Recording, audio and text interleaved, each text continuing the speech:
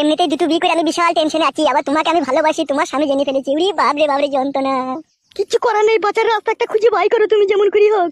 তোমার স্বামী যা রাগি লোক আর ও যা হারামি লোক, আমি মরে যাওয়ার পরে আমার কঙ্কালেও যে ও লাত মারবি, ও যা হারামি লোক। সেই জন্যই বলছি কিছু একটা ব্যবস্থা করো। ও মাগো, টেনশনে মাথা যন্ত্রণা করছি। তুমি ওইরকম করছো কেন বলো তো? একটা সিদ্ধান্ত নাও না ভালো দিকে। কি ভালো সিদ্ধান্ত নেবো? টাকরাই আঁকে গেছে, না পারবো গিলতি, না পারবো গুলতি। উরি বাবরে বাবরে যন্ত্রণা। যদি তুমি আর আমি গ্রাম থেকে পালাই তাইলে তো আর কিছু হবে না। বাড়ারে কথার পর কথা দিলে আবার বদাম করে মারবো। ওই কি হলো কি রে? কি হলো কি বে? এত চিল্লাচিল্লি হচ্ছে কিসের লিগে?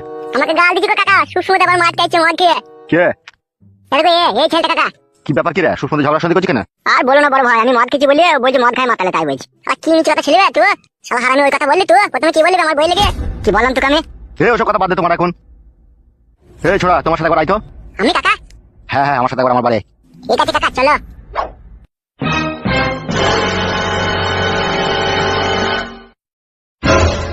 কি ব্যাপার বল দেখিনি? কেসটা ঘাবলা মনে হইলো। এমএলএ সাহেব আমাদেরকে কোনো কথা বললো না, ওকে চুপ করে দেখে গেল। সেইটাই তো, কি এমন ব্যাপার? আমার মন বলছে যা কোনো দুর্ঘটনা ঘটেছে। আমরা তো এমএলএ সাহেবের বিষয়ে সবকিছু জানি, আমাদেরকে কোনো কথা বললো না কেন? ওইটাই তো মারা বুঝতে পারলাম না। নিশ্চয়ই এর ভিতরে কোনো গুরুমধু আছে। তাই নাকি? হ্যাঁ।